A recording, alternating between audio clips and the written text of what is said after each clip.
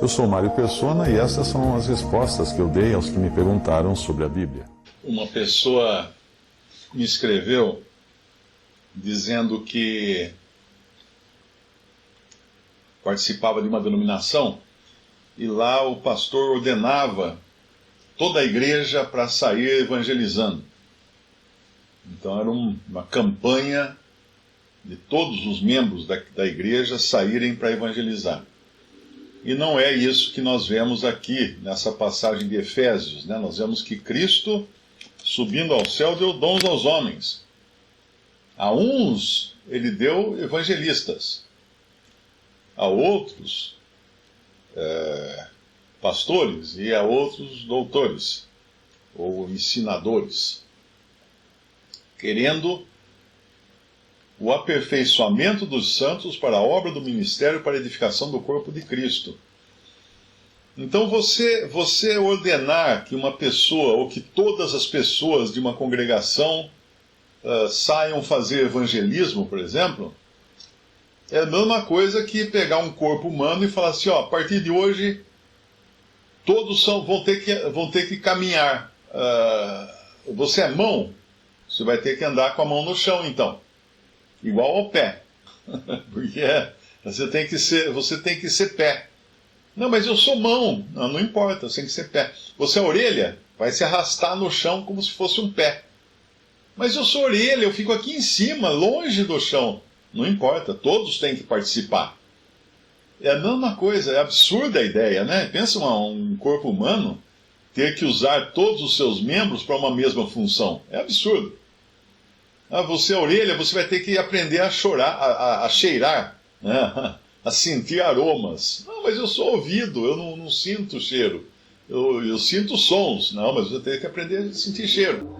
Essa é a ideia dos homens. Os homens acham que o corpo de Cristo, os membros do corpo de Cristo, devem agir segundo as determinações dos homens. Mas não. O meu pé, ele não obedece à minha mão, ele obedece à minha cabeça. A minha mão não obedece ao meu pé, ela obedece à minha cabeça. Cada membro tem a sua função no lugar onde está para fazer as coisas que são designadas a ele. Eu não posso querer tocar violão com os pés, embora algumas pessoas que não têm braços conseguem, né? Mas eu toco violão com as mãos. Porque elas foram feitas para tocar o violão. O violão foi feito para ser tocado com mãos, não com pés, né? Então é isso que aqui fala no versículo, até que todos cheguemos querendo o aperfeiçoamento dos santos, no versículo 12 de Efésios 4, para a obra do ministério e para a edificação do corpo de Cristo, até que todos cheguemos à unidade da fé e ao conhecimento do Filho de Deus, ao homem perfeito, à medida da estatura completa de Cristo. Isso aqui não é uma competição. O objetivo é que todos cheguem juntos a isso. No corpo não tem competição. O pé não pode falar, eu sou melhor que você, porque eu sou pé, você não é pé, você é mão.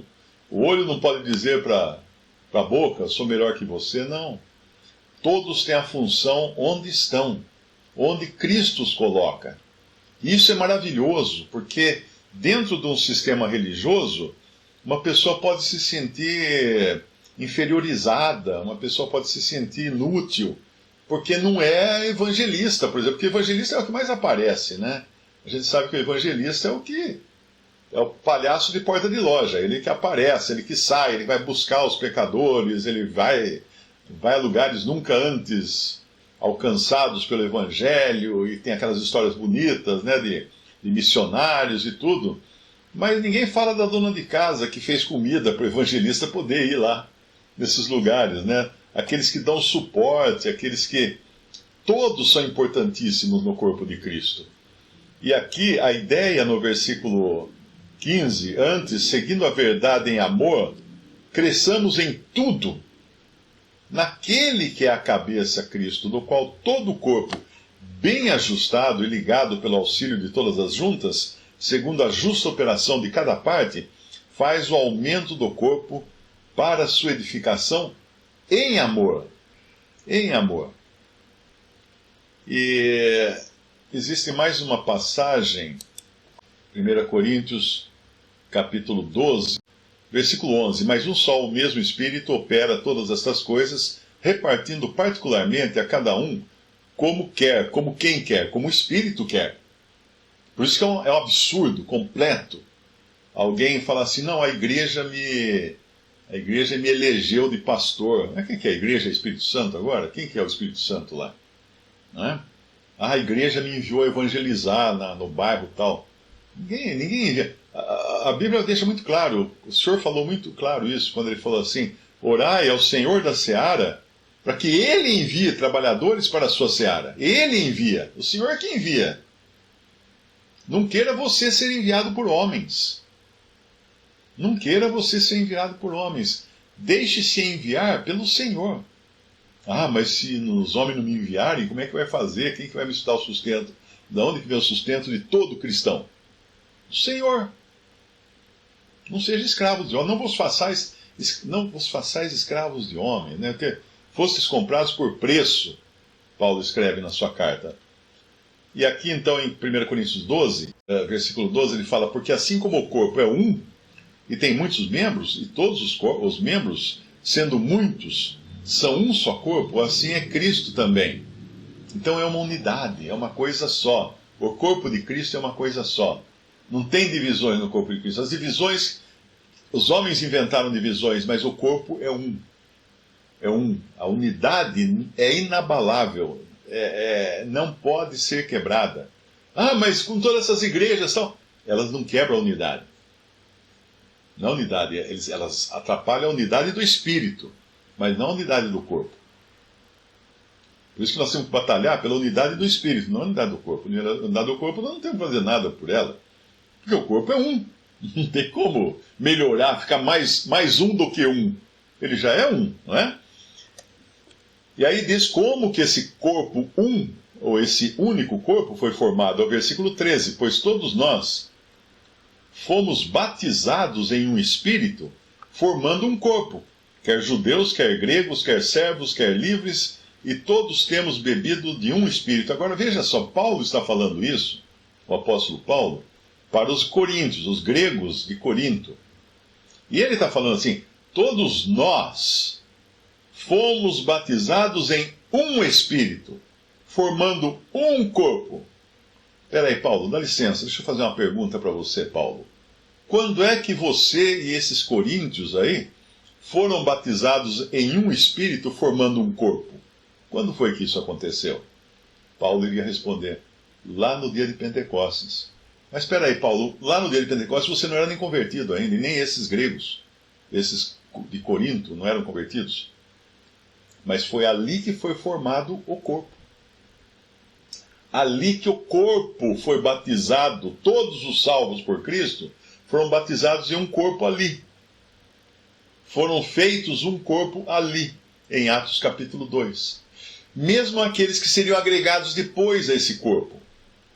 É como um exército, quando o exército é formado, todos os soldados que porventura vierem a participar do exército, já foram agregados a esse exército na sua formação. Então, aquela ideia de que você é batizado com o Espírito Santo é falsa.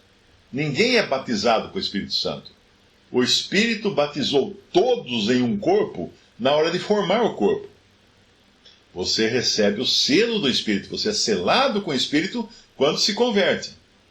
Mas você pode dizer como Paulo, fala assim, todos nós fomos batizados em um Espírito, formando um corpo, quer judeus, quer gregos, quer servos, quer livres, e todos temos bebidos de um Espírito. Fomos batizados em um Espírito, formando um corpo lá em Atos 2, há 2000 anos, e temos desde então bebido de um mesmo Espírito. Ok? E aí ele fala no versículo 14, porque também o corpo não é um só membro, mas muitos. E aí a importância de se entender essa diversidade do corpo, que é uma diversidade na unidade. Na unidade. Se o pé, aí vem aquele exemplo que eu dei, se o pé disser, porque não sou mão, não sou do corpo, não será por isso do corpo? Bobagem, pé. Claro que você é do corpo, pé.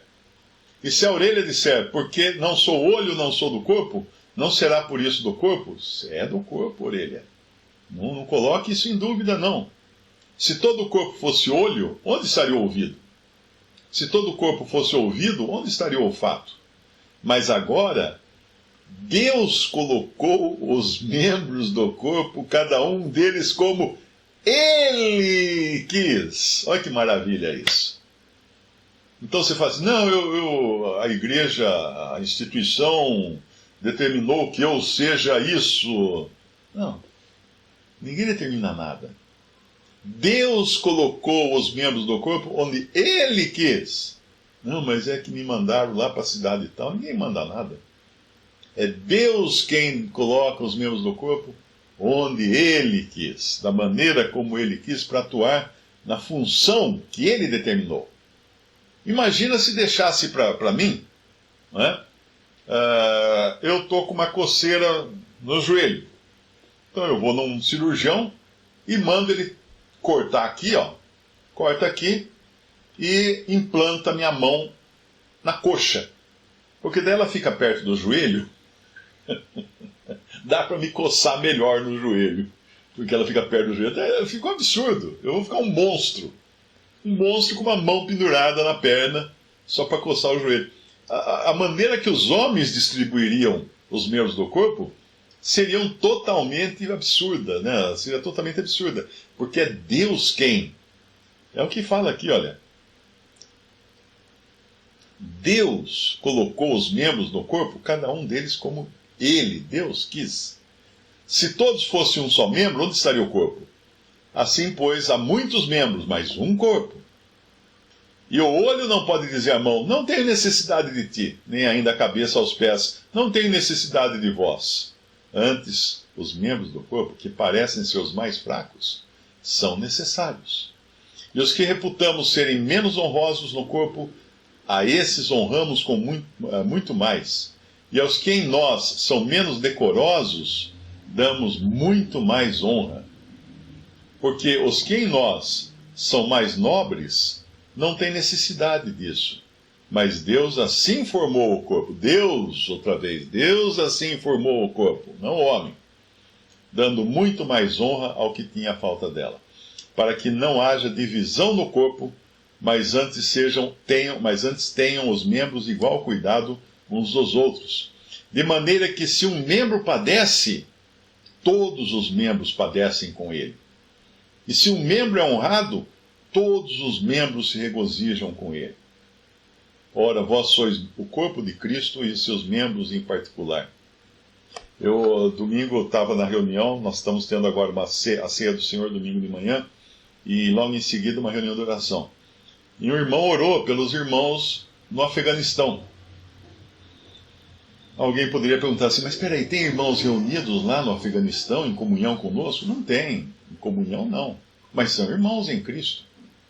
Estão sendo perseguidos lá. São membros do mesmo corpo de Cristo. E eles estão sofrendo, então nós sofremos com eles.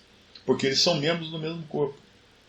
Se eu der um topar no canto da cama com o dedinho, o meu nariz não pode falar assim, não tem nada a ver com o dedinho, você que topou no canto da cama. O corpo inteiro sofre com isso. O corpo inteiro padece. Porque um membro está machucado, o corpo inteiro padece. Então, o sentimento de um cristão é padecer juntamente com todos os membros do corpo que padecem. Mas ele não é da minha igreja.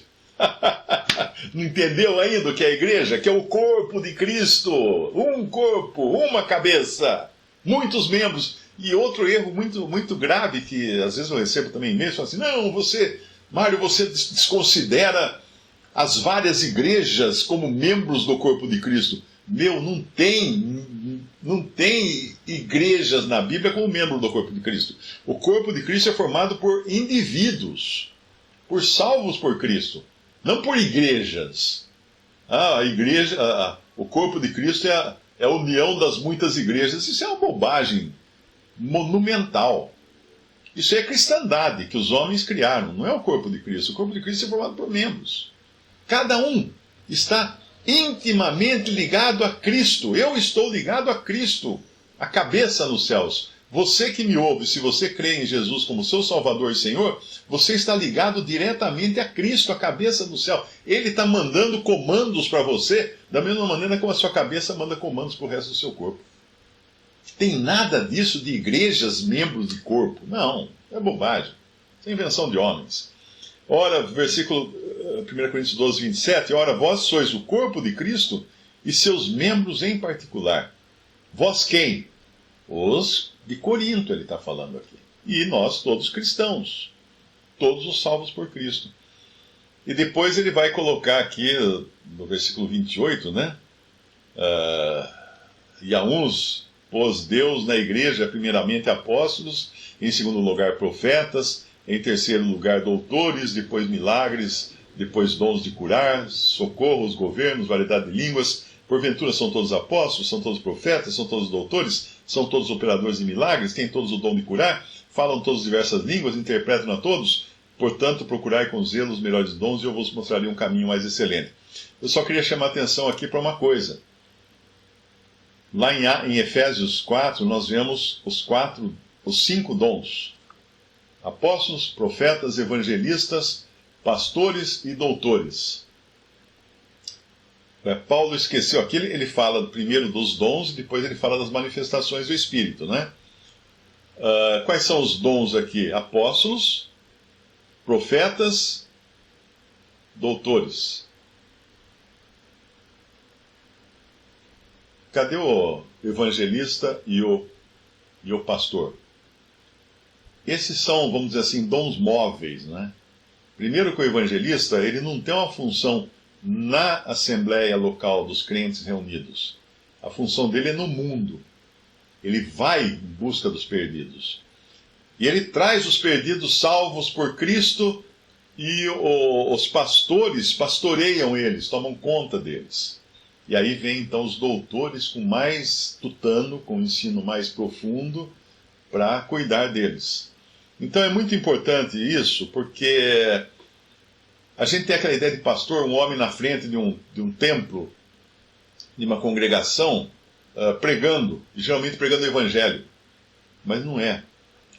O evangelista é que sai para pregar o evangelho, e o pastor pastoreia. E ele pastoreia onde quer que estejam as ovelhas. Então tem uma ovelha doente, ele vai na casa dela. Ele vai lá cuidar da ovelha. É assim que funciona o pastor. Agora, um doutor ou mestre, ele ensina, né, de uma maneira geral, ele ensina. Mas esses dons, por exemplo, evangelista e pastor, são muito específicos para essas funções. O evangelista para o perdido. Tanto é que o grande problema das denominações é esse, né? Eles pegam um sujeito lá que dá um curso de teologia para ele, numa faculdade, tira o diploma de pastor, ordenam, né? Põe a mão lá, ordena de pastor, fala, você é pastor dessa igreja. E o cara é um evangelista. Aquela congregação vai escutar o evangelho o resto da vida. Não vai trazer nenhuma doutrina nova, que eu digo, nenhuma doutrina mais profunda, não vai trazer o ensino que um mestre deveria estar ali ensinando aquela congregação. Ou ele pode ser realmente ter o dom de pastor, mas ele acaba sendo um pregador de púlpito. E ele não vai visitar as ovelhas, ele não vai cuidar das ovelhas, e ele vai só pastorear no sentido de sempre falar coisas de cuidados, mas nunca entrar por assuntos mais profundos, que seria o dom de doutor ou mestre. É por isso que lá em 1 Coríntios capítulo 14, quando fala, quando vos reunis, irmãos, um tem isso, outro tem aquilo, outro tem aquilo outro, outro tem aquilo outro, faça tudo com decência. Então ali você tem vários dons agindo nessa reunião. Não um homem na frente, só um, sempre um. Vários. Ah, não, mas na minha igreja o pastor dá oportunidade. Fala, João, sua vez agora de cantar um hino. Maria, sua vez de... Não, peraí, não é assim. O pastor não é o Espírito Santo. É o Espírito Santo quem levanta. Então, se tem um irmão trazendo uma palavra, ele termina, o Espírito Santo levanta outro para complementar aquilo, para trazer outra coisa, para ensinar outra coisa. É isso que é assim que funciona. Ou levanta um outro para dar um hino, ou outro para fazer uma oração. Uma ação de graças. Esse é o culto racional, porque todos podeis profetizar, uns depois do outro, fala lá em 1 Coríntios 14. Porque os espíritos dos profetas estão sujeitos aos profetas. Então, ali é realmente uma reunião da igreja dirigida pelo Espírito Santo, e cada dom escolhido pelo Espírito Santo para se manifestar na hora certa para a edificação do todo.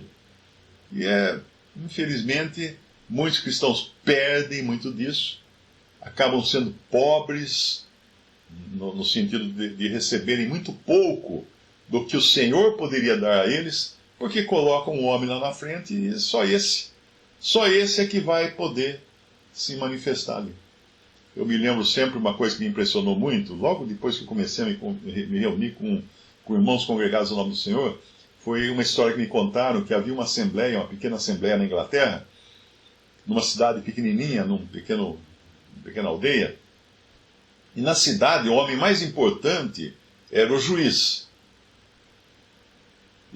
Mas quando eles se reuniam, quem ensinava a palavra o que mais ensinava a palavra, era o padeiro. Porque era uma questão de dom. O juiz estava lá reunido também, mas era o padeiro que tinha o dom para ensinar a palavra. E assim que deve ser no corpo que Deus coloca os membros nos lugares conforme Ele quer. Visite respondi.com.br. Adquira os livros ou baixe e-books. Visite 3minutos.net. Baixe o aplicativo.